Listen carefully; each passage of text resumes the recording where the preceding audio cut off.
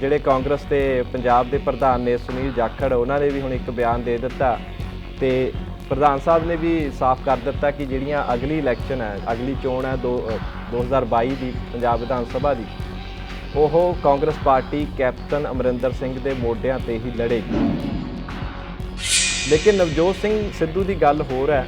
ਨਵਜੋਤ ਸਿੰਘ ਸਿੱਧੂ ਜੋ ਗੱਲ ਇੱਕ ਵਾਰ ਕਹਿ ਦਿੰਦੇ ਨੇ ਉਸ 'ਤੇ ਕਾਇਮ ਰਹਿੰਦੇ ਨੇ। ਗੱਲਾਂ ਵੀ ਆਈਆਂ ਸੀ ਸਾਹਮਣੇ ਕਿ ਨਵਜੋਤ ਸਿੰਘ ਸਿੱਧੂ ਆਮ ਆਦਮੀ ਪਾਰਟੀ ਦੇ ਨਾਲ ਵਿਚਾਰ ਵਟਾਂਦਰਾ ਕਰ ਰਹੇ ਨੇ। ਸ਼ਾਇਦ ਕਿਤੇ ਨਾ ਕਿਤੇ ਆਮ ਆਦਮੀ ਪਾਰਟੀ ਦੇ ਵਿੱਚ ਨਵਜੋਤ ਸਿੰਘ ਸਿੱਧੂ ਜਾ ਸਕਦੇ ਨੇ ਤੇ ਇਸ ਦੇ ਵਿੱਚ ਵੀ ਵਿਚੋਲਗੀ ਇਹੀ ਸਾਹਮਣੇ ਆਈ ਸੀ ਕਿ ਪ੍ਰਸ਼ਾਂਤ ਕਿਸ਼ੋਰੀ ਇਸ ਦੇ ਵਿੱਚ ਵਿਚੋਲੇ ਦੀ ਭੂਮਿਕਾ ਨਿਭਾ ਰਹੇ ਨੇ। ਕਾਂਗਰਸ ਪਾਰਟੀ ਦੇ ਕੋਲ ਨਵਜੋਤ ਸਿੰਘ ਸਿੱਧੂ ਦਾ ਹੋਣਾ ਬਹੁਤ ਜ਼ਰੂਰੀ ਹੈ ਤੇ ਜ਼ਾਹਿਰ ਹੈ ਕਿ ਜਿੱਧਰ ਵੀ ਸਿੱਧੂ ਹੋਣਗੇ ਉਸੇ ਹੀ ਪਾਰਟੀ ਨੂੰ ਨਵਜੋਤ ਸਿੰਘ ਸਿੱਧੂ ਦਾ ਫਾਇਦਾ ਹੋਵੇਗਾ। ਕਾਂਗਰਸ ਦੇ ਜਿਹੜੇ ਰਾਜ ਸਭਾ ਮੈਂਬਰ ਨੇ ਪ੍ਰਤਾਪ ਸਿੰਘ ਬਾਜਵਾ, ਉਹਨਾਂ ਨੇ ਇੱਕ ਵਾਰ ਫਿਰ ਤੋਂ ਦਰਅਸਲ ਇੱਕ ਅੰਗਰੇਜ਼ੀ ਅਖਬਾਰ ਨੂੰ ਉਹਨਾਂ ਨੇ ਇੰਟਰਵਿਊ ਦਿੱਤੀ ਬਾਜਵਾ ਸਾਹਿਬ ਨੇ, ਤੇ ਉਸ ਦੇ ਵਿੱਚ ਉਹਨਾਂ ਨੇ ਕੈਪਟਨ ਅਮਰਿੰਦਰ ਸਿੰਘ ਨੂੰ ਉਹਨਾਂ ਦੇ ਉਹ ਵਾਅਦੇ ਯਾਦ ਕਰਵਾ ਦਿੱਤੇ ਜਿਹੜੇ ਕਿ ਕੈਪਟਨ ਅਮਰਿੰਦਰ ਸਿੰਘ ਨੇ ਸਾਲ 2017 ਦੀਆਂ ਵਿਧਾਨ ਸਭਾ ਚੋਣਾਂ ਤੋਂ ਪਹਿਲਾਂ ਚੋਣ ਪ੍ਰਚਾਰ ਦੌਰਾਨ ਕੀਤੇ ਸੀ। ਆਖਰੀ ਚੋਣ ਹੋਏਗੀ ਤੇ ਇਸ ਤੋਂ ਬਾਅਦ ਉਹ ਰਾਜਨੀਤੀ ਤੋਂ ਸੰਨਿਆਸ ਲੈ ਲੈਣਗੇ। ਸਭ ਨੂੰ ਇਹੀ ਸੀ ਕਿ ਕੈਪਟਨ ਸਾਹਿਬ ਇਹ ਆਪਣੀ ਜ਼ਿੰਦਗੀ ਦੀ ਆਖਰੀ ਇਲੈਕਸ਼ਨ ਲੜ ਰਹੇ ਨੇ ਤੇ ਉਸ ਤੋਂ ਬਾਅਦ ਅਸੀਂ ਰਾਜਨੀਤੀ ਦੇ ਵਿੱਚ ਕੈਪਟਨ ਸਾਹਿਬ ਨੂੰ ਨਹੀਂ ਦੇਖਾਂਗੇ। ਪਿਛਲੇ ਕਾਫੀ ਲੰਬੇ ਸਮੇਂ ਤੋਂ ਬਾਜਵਾ ਸਾਹਿਬ ਲਗਾਤਾਰ ਮੁੱਖ ਮੰਤਰੀ ਕੈਪਟਨ ਅਮਰਿੰਦਰ ਨੂੰ ਚਿੱਠੀਆਂ ਲਿਖ ਕੇ ਜਾਂ ਤਾਂ ਉਹਨਾਂ ਦੇ ਕੰਮ ਯਾਦ ਕਰਵਾ ਦਿੰਦੇ ਨੇ ਜਾਂ ਇਸ ਤਰ੍ਹਾਂ ਦੇ ਜਿਹੜੇ ਵਾਅਦੇ ਨੇ ਉਹ ਯਾਦ ਕਰਵਾ ਦਿੰਦੇ ਨੇ। ਇਸ ਵਾਰ ਤਾਂ ਤੇ ਪ੍ਰਸ਼ਾਂਤ ਕਿਸ਼ੋਰ ਦੀ ਤੁਹਾਨੂੰ ਦੱਸ ਦਿੰਦੇ ਹਾਂ ਕਿ ਪਿਛਲੀ ਇਲੈਕਸ਼ਨ ਵੀ ਕੈਪਟਨ ਅਮਰਿੰਦਰ ਸਿੰਘ ਵੱਲੋਂ ਪ੍ਰਸ਼ਾਂਤ ਕਿਸ਼ੋਰ ਨੂੰ ਬੁਲਾ ਕੇ ਹੀ ਲੜੀ ਗਈ ਸੀ। ਜੋ ਵੀ ਪ੍ਰਸ਼ਾਂਤ ਕਿਸ਼ੋਰ ਦੇ ਆਈਡੀਆ ਸੀਗੇ ਤੇ ਉਹਨਾਂ ਦੇ ਜ਼ਰੀਏ ਹੀ ਕੈਪਟਨ ਸਰਕਾਰ ਜਾਂ ਕਹਿ ਲਈਏ ਕਿ ਕਾਂਗਰਸ ਸਰਕਾਰ ਪੰਜਾਬ ਦੇ ਵਿੱਚ ਜਿੱਤ ਹਾਸਲ ਕਰਕੇ ਸੱਤਾ ਦੇ ਵਿੱਚ ਆਈ ਸੀ ਤੇ ਇੱਕ ਵਾਰ ਫਿਰ ਤੋਂ ਹੁਣ ਕੈਪਟਨ ਅਮਰਿੰਦਰ ਸਿੰਘ ਹੋਰੀ ਚਾਹੁੰਦੇ ਨੇ ਕਿ ਪ੍ਰਸ਼ਾਂਤ ਕਿਸ਼ੋਰ ਦੀਆਂ ਹੀ ਸੇਵਾਵਾਂ ਲਈਆਂ ਜਾਣ।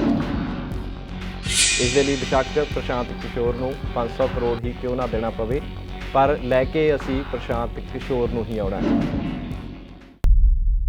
ਸਤਿ ਸ਼੍ਰੀ ਅਕਾਲ ਜੀ। ਗਲੋਬਲ ਪੰਜਾਬ ਟੀਵੀ ਅਤੇ ਚੈਨਲ ਪੰਜਾਬੀ ਟੀਵੀ ਦੇਖ ਰਹੇ ਸਾਰੇ ਦਰਸ਼ਕਾਂ ਦਾ ਇੱਕ ਵਾਰ ਫਿਰ ਤੋਂ ਇਸ ਨਵੇਂ ਹਫ਼ਤੇ ਦੀ ਸ਼ੁਰੂਆਤ ਦੇ ਵਿੱਚ ਸਵਾਗਤ ਹੈ ਜੀ।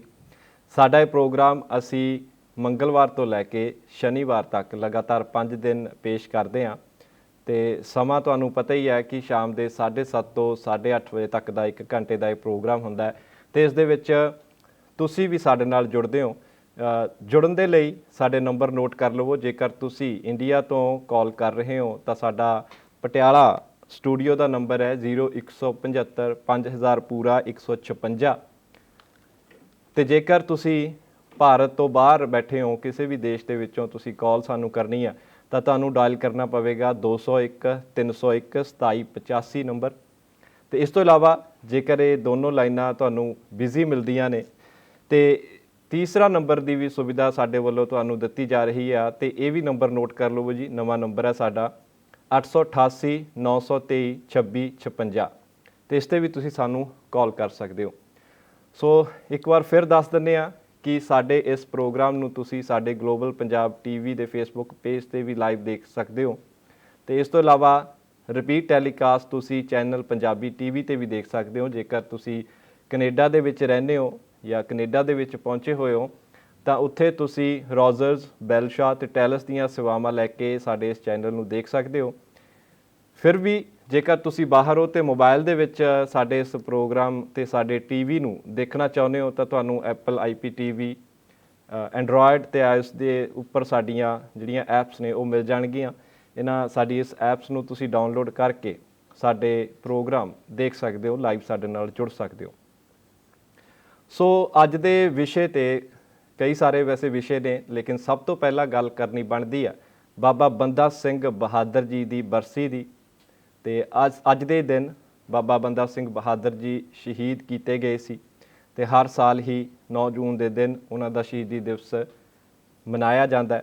ਬਾਬਾ ਬੰਦਾ ਸਿੰਘ ਬਹਾਦਰ ਨੂੰ ਕੌਣ ਨਹੀਂ ਜਾਣਦਾ। ਬਾਬਾ ਬੰਦਾ ਸਿੰਘ ਬਹਾਦਰ ਅਜਿਹੇ ਜਰਨੈਲ, ਅਜਿਹੇ ਯੋਧੇ ਹੋਏ ਨੇ ਜਿਨ੍ਹਾਂ ਨੇ ਮੁਗਲਾਂ ਦੇ ਅਜਿੱਤ ਸਮਝਣ ਦਾ ਜਿਹੜਾ ਭੁਲੇਖਾ ਸੀ ਉਸ ਨੂੰ ਬਾਬਾ ਬੰਦਾ ਸਿੰਘ ਬਹਾਦਰ ਨੇ ਹੀ ਦੂਰ ਕੀਤਾ ਸੀ।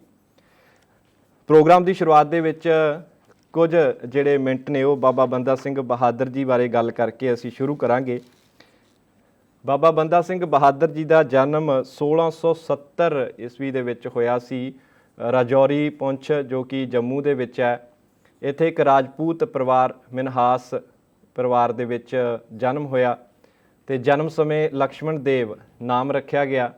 ਲੇਕਿਨ ਜਦੋਂ ਲਕਸ਼ਮਣ ਦੇਵ ਵੱਡੇ ਹੋਏ ਤਾਂ ਉਹਨਾਂ ਦਾ ਵੀ ਜਿਹੜੇ ਪਹਾੜੀ ਪਹਿਲਵਾਨ ਸੀ ਕਹਿ ਲਈਏ, ਉਹਨਾਂ ਵਾਂਗੂ ਉਹ ਖੇਡਾਂ ਵੀ ਖੇਡਦੇ ਸੀ ਤੇ ਸ਼ਿਕਾਰ ਕਰਨ ਦਾ ਸ਼ੌਂਕ ਵੀ ਲਕਸ਼ਮਣ ਦੇਵ ਨੂੰ ਪੈ ਗਿਆ ਸੀ।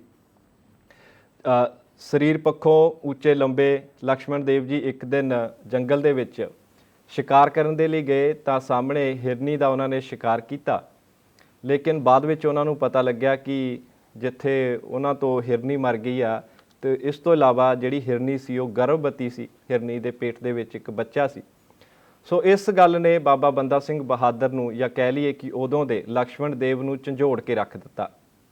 ਇਹ ਗੱਲ ਲਕਸ਼ਮਣ ਦੇਵ ਦੇ ਮਨ ਦੇ ਵਿੱਚ ਇੰਨੀ ਘਰ ਕਰ ਗਈ ਕਿ ਉਹਨਾਂ ਨੇ ਇੱਕ ਤਰ੍ਹਾਂ ਦਾ ਸੰਨਿਆਸ ਲੈ ਲਿਆ ਤੇ ਜੋਗੀ ਬਣ ਗਏ, ਆਸ਼ਰਮ ਚਲੇ ਗਏ। ਨਾਂਦੇੜ ਸਾਹਿਬ ਜੋ ਕਿ ਮਹਾਰਾਸ਼ਟਰ ਦੇ ਵਿੱਚ ਹੈ, ਉੱਥੇ ਬਾਬਾ ਜੀ ਨੇ ਆਸ਼ਰਮ ਬਣਾਇਆ ਤੇ ਉੱਥੇ ਹੀ ਰਹੇ। ਤੇ ਫਿਰ ਮੁਲਾਕਾਤ 1708 ਈਸਵੀ ਦੇ ਵਿੱਚ ਮੁਲਾਕਾਤ ਹੋਈ ਸ਼੍ਰੀ ਗੁਰੂ ਗੋਬਿੰਦ ਸਿੰਘ ਜੀ ਦੇ ਨਾਲ। ਉਦੋਂ ਬਾਬਾ ਬੰਦਾ ਸਿੰਘ ਬਹਾਦਰ ਜੀ ਦਾ ਜੋ ਨਾਮ ਸੀ ਉਹ ਮਾਧੋ ਦਾਸ ਵਜੋਂ ਜਾਣਿਆ ਜਾਂਦਾ ਸੀ।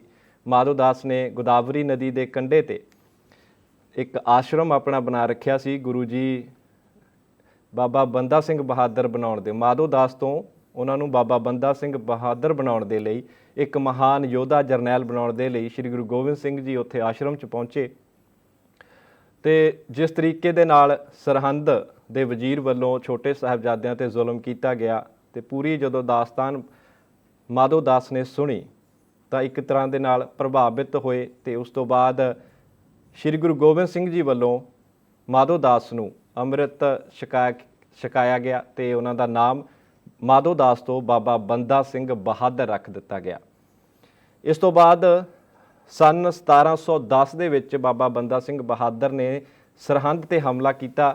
ਹਮਲਾ ਕਰਨ ਤੋਂ ਬਾਅਦ ਸਰਹੰਦ ਦਾ ਜੋ ਵਜ਼ੀਰ ਖਾਨ ਸੀ ਤੇ ਉਸ ਨੂੰ ਮੌਤ ਦੇ ਘਾਟ ਉਤਾਰਿਆ, ਸਰਹੰਦ ਤੇ ਖਾਲਸਾਈ ਝੰਡਾ ਲਹਿਰਾਇਆ।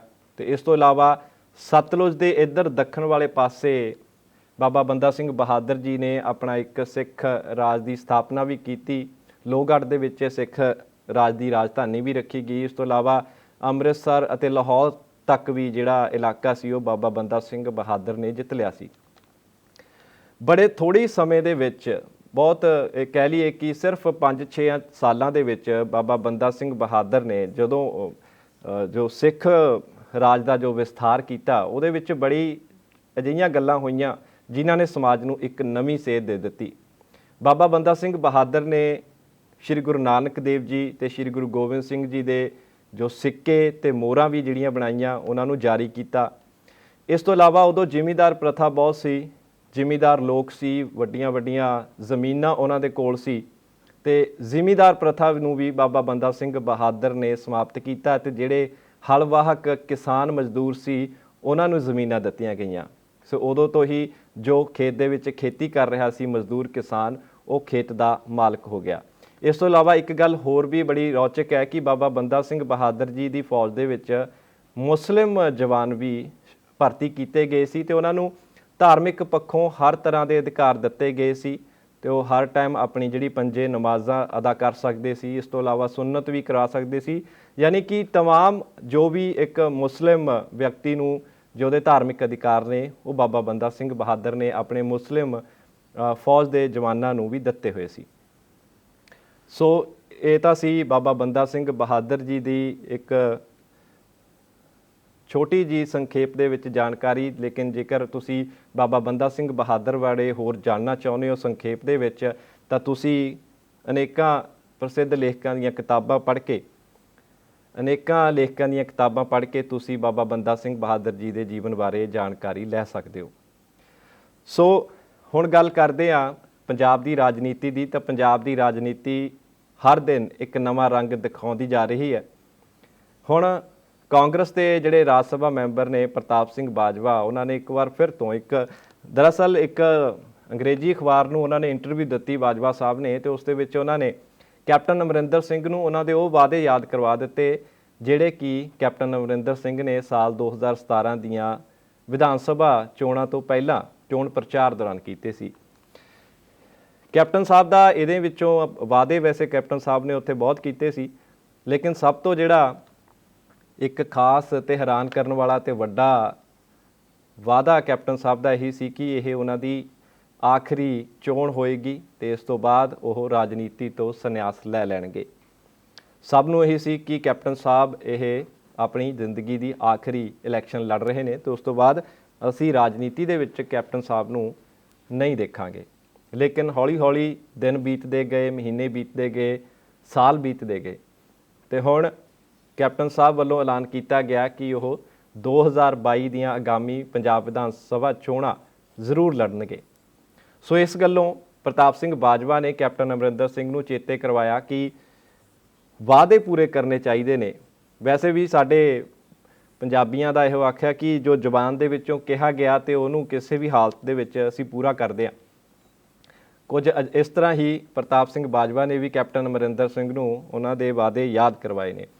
ਸੋ ਇਸੇ ਵਿਸ਼ੇ ਤੇ ਅਸੀਂ ਗੱਲਬਾਤ ਸ਼ੁਰੂ ਕਰਨ ਜਾ ਰਹੇ ਹਾਂ ਤੇ ਸਾਡੇ ਨਾਲ ਆਮ ਆਦਮੀ ਪਾਰਟੀ ਦੇ ਵਿਧਾਇਕ ਸਰਬਜੀਤ ਕੌਰ ਮਾਣੂਕੇ ਜੀ ਜੁੜੇ ਨੇ। ਮਾਣੂਕੇ ਜੀ, ਬਹੁਤ ਬਹੁਤ ਸਵਾਗਤ ਹੈ ਤੁਹਾਡਾ ਗਲੋਬਲ ਗੱਲਬਾਤ ਦੇ ਵਿੱਚ। ਸ਼ਾਇਦ ਮੇਰੀ ਜਿਹੜੀ ਆਵਾਜ਼ ਆ ਫਿਲਹਾਲ ਸਰਬਜੀਤ ਕੌਰ ਮਾਣੂਕੇ ਜੀ ਤੱਕ ਨਹੀਂ ਪਹੁੰਚ ਰਹੀ ਤੇ ਅਸੀਂ ਦੁਬਾਰਾ ਫਿਰ ਕੋਸ਼ਿਸ਼ ਕਰਦੇ ਹਾਂ ਕਾਲ ਮਿਲਾਉਣ ਦੀ। ਸੋ ਗੱਲ ਚੱਲ ਰਹੀ ਸੀ ਵਾਅਦਿਆਂ ਦੀ, ਦਾਅਵਿਆਂ ਦੀ। ਜਿਸ ਤਰੀਕੇ ਨਾਲ ਕੈਪਟਨ ਸਾਹਿਬ ਨੇ ਵਾਅਦੇ ਪੰਜਾਬ ਦੇ ਲੋਕਾਂ ਨਾਲ ਕੀਤੇ ਸੀ, ਉਹਨਾਂ ਦੇ ਵਿੱਚੋਂ ਇੱਕ ਹੋਰ ਵਾਅਦਾ ਮੋਬਾਈਲ ਫੋਨ ਨੂੰ ਲੈ ਕੇ ਵੀ ਸੀ ਕਿ ਨੌਜਵਾਨਾਂ ਨੂੰ ਮੋਬਾਈਲ ਫੋਨ ਲੈ ਕੇ ਦਿੱਤੇ ਜਾਣਗੇ ਸਰਕਾਰ ਬਣੀ ਤੋਂ ਬਾਅਦ। ਲੇਕਿਨ 3 ਸਾਲ ਤੋਂ ਵਧੇਰੇ, ਲਗਭਗ 3.5 ਸਾਲ ਹੋ ਗਏ ਨੇ ਤੇ ਮੋਬਾਈਲ ਜਿਹੜੇ ਹੈਗੇ ਨੇ ਉਹ ਨੌਜਵਾਨ ਵਿਦਿਆਰਥੀਆਂ ਨੂੰ ਨਹੀਂ ਮਿਲੇ। ਇਸ ਵਿਸ਼ੇ ਤੇ ਵੀ ਇੱਕ ਮੰਦਭਾਗੀ ਘਟਨਾ ਅੱਜ ਵਾਪਰੀ ਆ, ਉਸ ਬਾਰੇ ਵੀ ਅਸੀਂ ਚਰਚਾ ਕਰਾਂਗੇ। ਇੱਕ ਵਾਰ ਫਿਰ ਤੋਂ ਜੁੜੇ ਨੇ ਸਾਡੇ ਨਾਲ ਆਮ ਆਦਮੀ ਪਾਰਟੀ ਦੇ ਵਿਧਾਇਕ ਸਰਬਜੀਤ ਕੌਰ ਮਾਣੂਕੇ ਜੀ। ਮਾਣੂਕੇ ਜੀ, ਸੁਣ ਪਾ ਰਹੇ ਹੋ? ਹਾਲੇ ਸਾਡਾ ਸੰਪਰਕ ਉਹਨਾਂ ਤੱਕ ਨਹੀਂ ਹੋ ਰਿਹਾ ਤੇ ਜਿਸ ਤਰੀਕੇ ਨਾਲ ਮੈਂ ਗੱਲ ਕਰ ਰਿਹਾ ਸੀ ਕਿ ਇੱਕ ਮੰਦਭਾਗੀ ਜਿਹੜੀ ਘਟਨਾ ਉਹ ਅੱਜ ਵਾਪਰੀ ਹੈ, ਜਿਹੜਾ ਮਾਨਸਾ ਦੇ ਵਿੱਚ। ਤੁਹਾਨੂੰ ਪਤਾ ਹੈ ਕਿ ਕਰੋਨਾ ਦੇ ਕਰਫਿਊ ਦੇ ਕਾਰਨ ਇਨੀ ਦਿਨੀ ਜਿਹੜੇ ਸਕੂਲ ਨੇ ਉਹ ਆਨਲਾਈਨ ਵਿਦਿਆਰਥੀਆਂ ਨੂੰ ਪੜ੍ਹਾਈ ਕਰਵਾ ਰਹੇ ਨੇ ਤੇ ਜਿਹਦੇ ਵਿੱਚ ਮਾਨਸਾ ਜ਼ਿਲ੍ਹੇ ਦੀ ਇੱਕ 11ਵੀਂ ਵਿਦਿਆਰਥਣ ਜੋ ਕਿ ਅਤੀ ਗਰੀਬ ਪਰਿਵਾਰ ਦੇ ਨਾਲ ਸੰਬੰਧ ਰੱਖਦੀ ਸੀ, ਉਸ ਦੇ ਕੋਲ ਜਿਹੜਾ ਸਮਾਰਟ ਆਈਫੋਨ ਜਾਂ ਸਮਾਰਟ ਜਿਹੜਾ ਫੋਨ ਅਸੀਂ ਕਹਿੰਦੇ ਆ ਕਿ ਉਹ ਨਹੀਂ ਸੀ। ਲੜਕੀ ਪਰਿਵਾਰ ਤੋਂ ਵੀ ਮੰਗ ਇੰਨੀ ਨਹੀਂ ਕਰ ਸਕਦੀ ਸੀ ਮਾਤਾ ਪਿਤਾ ਵੱਲੋਂ, ਕਿਉਂਕਿ ਉਹਨੂੰ ਪਤਾ ਸੀ ਕਿ ਮੇਰੇ ਮਾਤਾ ਪਿਤਾ ਫਿਲਹਾਲ ਇੰਨੇ ਸਮਰੱਥ ਨਹੀਂ ਕਿ ਉਸ ਨੂੰ ਇੱਕ ਸਮਾਰਟਫੋਨ ਲੈ ਕੇ ਦੇਣ ਤੇ ਉਸ 'ਤੇ ਹੀ ਉਹ ਆਪਣੀਆਂ ਕਲਾਸਾਂ ਲਗਾਉਣੀਆਂ ਸ਼ੁਰੂ ਕਰੇ। ਤੇ ਆਖਿਰਕਾਰ ਇਸ ਬੱਚੀ ਨੇ ਅੱਜ ਆਤਮ ਹੱਤਿਆ ਕਰ ਲਈ ਹੈ, ਖੁਦਕੁਸ਼ੀ ਇਸ ਬੱਚੀ ਵੱਲੋਂ ਕੀਤੀ ਗਈ ਹੈ। ਤੇ ਇਸ ਘਟਨਾ ਨੂੰ ਲੈ ਕੇ ਵੀ ਜਿਹੜੀ ਵਿਰੋਧੀ ਪਾਰਟੀਆਂ ਨੇ ਉਹ ਲਗਾਤਾਰ ਕੈਪਟਨ ਸਰਕਾਰ ਦੇ ਵਾਅਦਿਆਂ ਦੇ ਉੱਪਰ ਸਵਾਲ ਖੜੇ ਕਰ ਰਹੀਆਂ ਨੇ ਤੇ ਆਮ ਆਦਮੀ ਪਾਰਟੀ ਦਾ ਇਹੋ ਮੰਨਣਾ ਕਿ ਜੇਕਰ ਕੈਪਟਨ ਸਾਹਿਬ ਘੱਟੋ ਘੱਟ 2 ਸਾਲ ਬਾਅਦ ਜਾਂ ਹੁਣ ਵੀ ਤੀਜੇ ਸਾਲ ਸ਼ੁਰੂ ਹੁੰਦੇ ਤੱਕ ਵੀ ਜਿਹੜੇ ਮੋਬਾਈਲ ਫੋਨ ਨੇ ਜੇ ਵਿਦਿਆਰਥੀਆਂ ਨੂੰ ਦੇ ਦਿੰਦੇ ਤਾਂ ਅੱਜ ਸ਼ਾਇਦ ਇਸ ਬੱਚੀ ਨੇ ਸਾਡੇ ਵਿਚਕਾਰ ਹੀ ਹੋਣਾ ਸੀ, ਆਪਣੇ ਘਰ ਬੈਠ ਕੇ। ਇਹਨੇ ਵੀ ਬੱਚੀ ਨੇ ਹੋਰਾਂ ਹੀ ਆਪਣੇ ਸਹਿਪਾਠੀਆਂ ਦੀ ਤਰ੍ਹਾਂ ਘਰ ਬੈਠ ਕੇ ਆਨਲਾਈਨ ਕਲਾਸਾਂ ਲਗਾ ਕੇ ਆਪਣੀ ਪੜ੍ਹਾਈ ਕਰਨੀ ਸੀ। ਖੈਰ ਇਹ ਨਹੀਂ ਹੋ ਸਕਿਆ ਤੇ ਇਸ ਚੀਜ਼ ਨੂੰ ਜ਼ਿਆਦਾ ਨਾ ਸਹਾਰਦੀ ਹੋਈ ਇਹ 11ਵੀਂ ਜਮਾਤ ਦੀ ਜਿਹੜੀ ਬੱਚੀ ਸੀ, ਵਿਦਿਆਰਥਣ ਸੀ, ਉਹਨੇ ਅੱਜ ਖੁਦਕੁਸ਼ੀ ਕਰ ਲਈ ਹੈ। ਸੋ ਇਸ ਤੋਂ ਮੰਦਭਾਗੀ ਗੱਲ ਹੋਰ ਕੋਈ ਨਹੀਂ ਹੋ ਸਕਦੀ।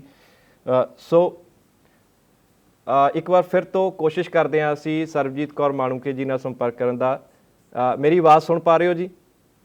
ਕੁਛ ਮਾफ़ ਕਰਨਾ ਜੀ, ਤਕਨੀਕੀ ਖਰਾਬੀ ਦੇ ਕਾਰਨ ਹਾਲੇ ਸਾਡਾ ਜਿਹੜਾ ਸੰਪਰਕ ਹੈ ਉਹ ਫਿਲਹਾਲ ਮਾਣੂਕੇ ਜੀ ਨਾਲ ਨਹੀਂ ਹੋ ਰਿਹਾ ਤੇ ਅਸੀਂ ਕੋਸ਼ਿਸ਼ ਕਰਾਂਗੇ ਕਿ ਬੜੀ ਜਲਦੀ ਉਹਨਾਂ ਨੂੰ ਲਾਈਨ 'ਤੇ ਲੈ ਕੇ ਆਵਾਂਗੇ ਤੇ ਉਹਨਾਂ ਦਾ ਇਸ ਵਿਸ਼ੇ ਬਾਰੇ ਕੀ ਸੋਚਣਾ, ਇਹਨਾਂ ਦੋਨਾਂ ਵਿਸ਼ਿਆਂ ਬਾਰੇ ਅਸੀਂ ਉਹਨਾਂ ਦੀ ਰਾਏ ਜ਼ਰੂਰ ਲਵਾਂਗੇ।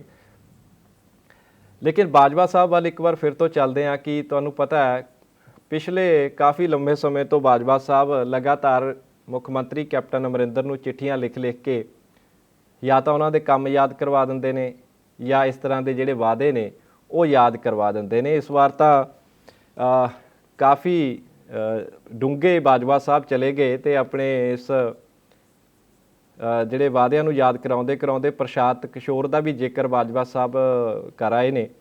ਤੇ ਪ੍ਰਸ਼ਾਂਤ ਕਿਸ਼ੋਰ ਦੀ ਤੁਹਾਨੂੰ ਦੱਸ ਦਿੰਦੇ ਆ ਕਿ ਪਿਛਲੀ ਇਲੈਕਸ਼ਨ ਵੀ ਕੈਪਟਨ ਅਮਰਿੰਦਰ ਸਿੰਘ ਵੱਲੋਂ ਪ੍ਰਸ਼ਾਂਤ ਕਿਸ਼ੋਰ ਨੂੰ ਬੁਲਾ ਕੇ ਹੀ ਲੜੀ ਗਈ ਸੀ। ਜੋ ਵੀ ਪ੍ਰਸ਼ਾਂਤ ਕਿਸ਼ੋਰ ਦੇ ਆਈਡੀਆ ਸੀਗੇ ਤੇ ਉਹਨਾਂ ਦੇ ਜ਼ਰੀਏ ਹੀ ਕੈਪਟਨ ਸਰਕਾਰ ਜਾਂ ਕਹਿ ਲਈਏ ਕਿ ਕਾਂਗਰਸ ਸਰਕਾਰ ਪੰਜਾਬ ਦੇ ਵਿੱਚ ਜਿੱਤ ਹਾਸਲ ਕਰਕੇ ਸੱਤਾ ਦੇ ਵਿੱਚ ਆਈ ਸੀ। ਤੇ ਇੱਕ ਵਾਰ ਫਿਰ ਤੋਂ ਹੁਣ ਕੈਪਟਨ ਅਮਰਿੰਦਰ ਸਿੰਘ ਹੋਰੀ ਚਾਹੁੰਦੇ ਨੇ ਕਿ ਪ੍ਰਸ਼ਾਂਤ ਕਿਸ਼ੋਰ ਦੀਆਂ ਹੀ ਸੇਵਾਵਾਂ ਲਈਆਂ ਜਾਣ। ਇਸ ਦੇ ਲਈ ਬੇਸ਼ੱਕ ਪ੍ਰਸ਼ਾਂਤ ਕਿਸ਼ੋਰ ਨੂੰ 500 ਕਰੋੜ ਹੀ ਕਿਉਂ ਨਾ ਦੇਣਾ ਪਵੇ, ਪਰ ਲੈ ਕੇ ਅਸੀਂ ਪ੍ਰਸ਼ਾਂਤ ਕਿਸ਼ੋਰ ਨੂੰ ਹੀ ਆਉਣਾ।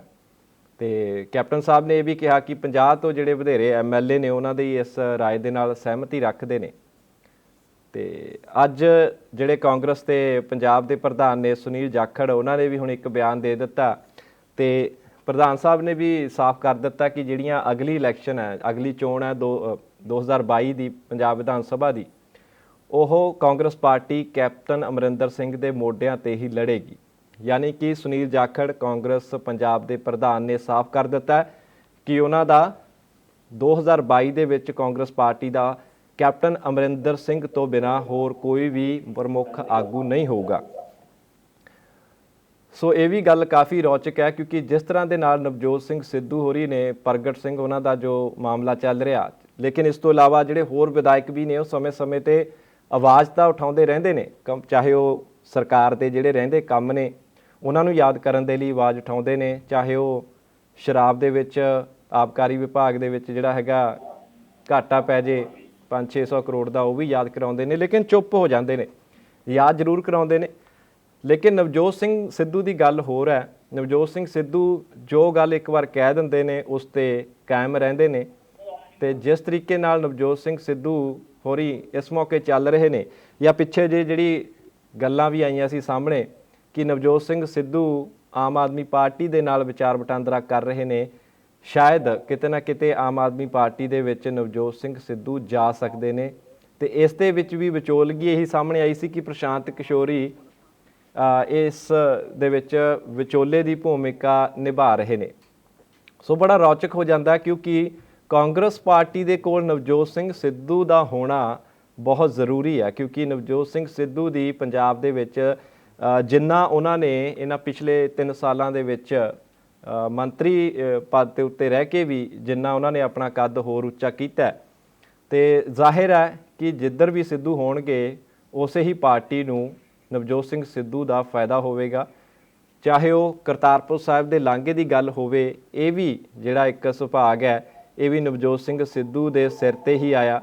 ਇਹਦਾ ਸਿਹਰਾ ਪੰਜਾਬ ਦੇ ਲੋਕਾਂ ਨੇ, ਸਿੱਖ ਧਰਮ ਨਾਲ ਮੰਨਣ ਵਾਲੇ ਹਰ ਇੱਕ ਸਿੱਖ ਨੇ ਇਸ ਦਾ ਸਿਹਰਾ ਸਭ ਤੋਂ ਪਹਿਲਾਂ ਨਵਜੋਤ ਸਿੰਘ ਸਿੱਧੂ ਨੂੰ ਹੀ ਦਿੱਤਾ।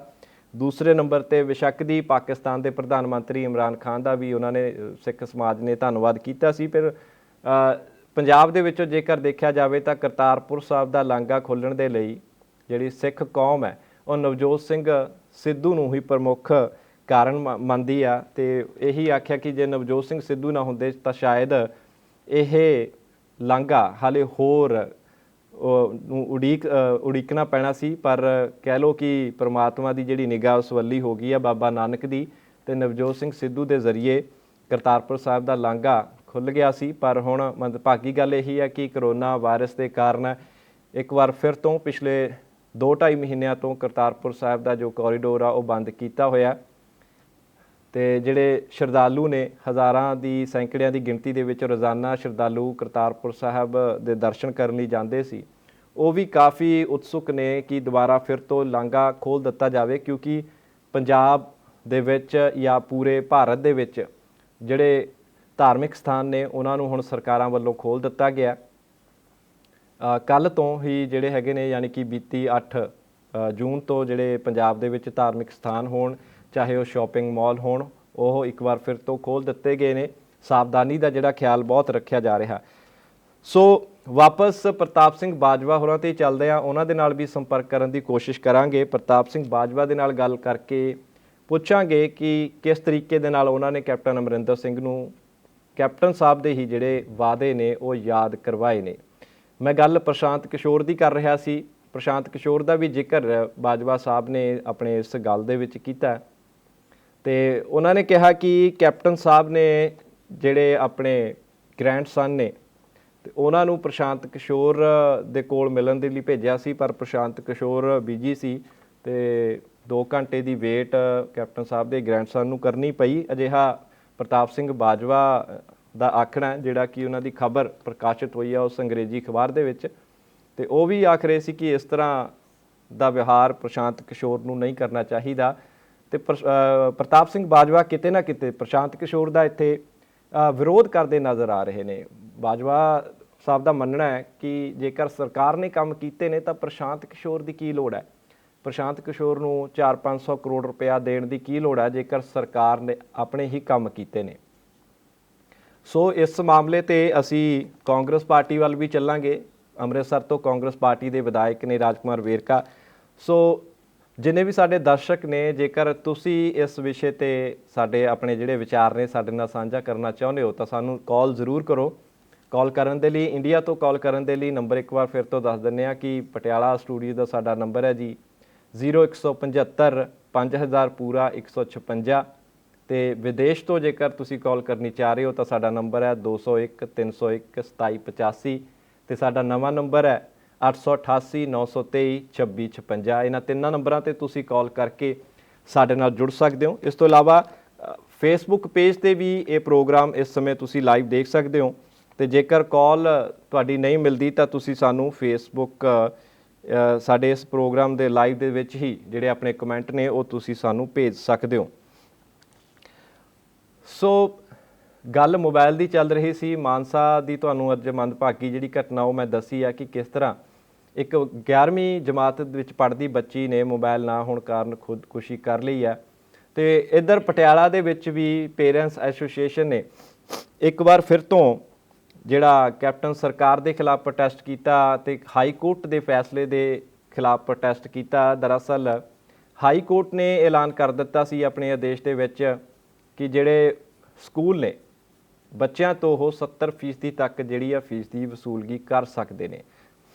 ਇਸ ਤੋਂ ਇਲਾਵਾ ਜਿਹੜਾ ਮਾਪੇ ਸੀ, ਸਰਕਾਰ ਨੇ ਜਿਹੜਾ ਪਹਿਲਾਂ ਰਾਹਤ ਦੇ ਦਿੱਤੀ ਸੀ ਮਾਪਿਆਂ ਨੂੰ, ਸਰਕਾਰ ਨੇ ਇਹੀ ਕਿਹਾ ਸੀ ਕਿ ਜਿਹੜੇ ਸਕੂਲ ਬੱਚਿਆਂ ਨੂੰ ਆਨਲਾਈਨ ਪੜ੍ਹਾ ਰਹੇ ਨੇ ਉਹ ਸਿਰਫ ਟਿਊਸ਼ਨ ਫੀਸ ਲੈ ਸਕਦੇ ਨੇ। ਉੱਥੋਂ ਤੱਕ ਠੀਕ ਸੀ, ਗੱਲ ਜਾਇਜ਼ ਸੀ, ਮਾਪੇ ਵੀ ਬੱਚਿਆਂ ਦੇ ਠੀਕ ਸੀ, ਭਰਨ ਦੇ ਲਈ ਰਾਜੀ ਸੀ। ਲੇਕਿਨ ਜਿਸ ਤਰੀਕੇ ਨਾਲ ਹਾਈ ਕੋਰਟ ਦਾ ਜੋ ਫੈਸਲਾ ਬਾਅਦ ਦੇ ਵਿੱਚ ਆ ਜਾਂਦਾ ਹੈ ਤੇ ਉਸ ਦੇ ਵਿੱਚ 70% ਦੀ ਫੀਸ ਭਰਨ ਦੀ ਗੱਲ ਕਹੀ ਜਾਂਦੀ ਹੈ, ਉਸ ਤੋਂ ਬਾਅਦ ਜਿਹੜੇ ਮਾਪੇ ਨੇ ਉਹਨਾਂ ਦਾ ਜਿਹੜਾ ਗੁੱਸਾ ਉਹ ਫਿਰ ਤੋਂ ਸਾਨੂੰ ਸੜਕਾਂ ਤੇ ਨਜ਼ਰ ਆਇਆ। ਤੇ ਮੁੱਖ ਮੰਤਰੀ ਦੇ ਆਪਣੇ ਹੀ ਸ਼ਾਹੀ ਸ਼ਹਿਰ ਪਟਿਆਲਾ ਦੇ ਵਿੱਚ ਅੱਜ ਪੇਰੈਂਟਸ ਐਸੋਸੀਏਸ਼ਨ ਵੱਲੋਂ ਪ੍ਰਦਰਸ਼ਨ ਕੀਤਾ ਗਿਆ। ਸੋ ਇਸ ਵਿਸ਼ੇ ਤੇ ਵੀ ਗੱਲਬਾਤ ਕਰਾਂਗੇ। ਫਿਲਹਾਲ ਸਮਾਂ ਇੱਕ ਬ੍ਰੇਕ ਦਾ ਹੋ ਗਿਆ। ਤੁਸੀਂ ਇਸ ਤਰ੍ਹਾਂ ਸਾਡੇ ਨਾਲ ਜੁੜੇ ਰਹੋ। ਅਸੀਂ ਜਲਦ ਹੀ ਇਸ ਬ੍ਰੇਕ ਤੋਂ ਬਾਅਦ ਵਾਪਸ ਆਉਂਦੇ ਹਾਂ। ਸਾਡਾ ਹਰ ਇੱਕ ਪ੍ਰੋਗਰਾਮ ਦੇਖਣ ਤੇ ਸਾਡੇ ਨਾਲ ਜੁੜਨ ਲਈ ਸਬਸਕ੍ਰਾਈਬ ਕਰੋ ਚੈਨਲ ਪੰਜਾਬੀ ਤੇ ਨੋਟੀਫਿਕੇਸ਼ਨ ਲਈ ਬੈਲ ਆਈਕਨ ਵਾਲੇ ਬਟਨ ਤੇ ਕਲਿੱਕ ਕਰੋ।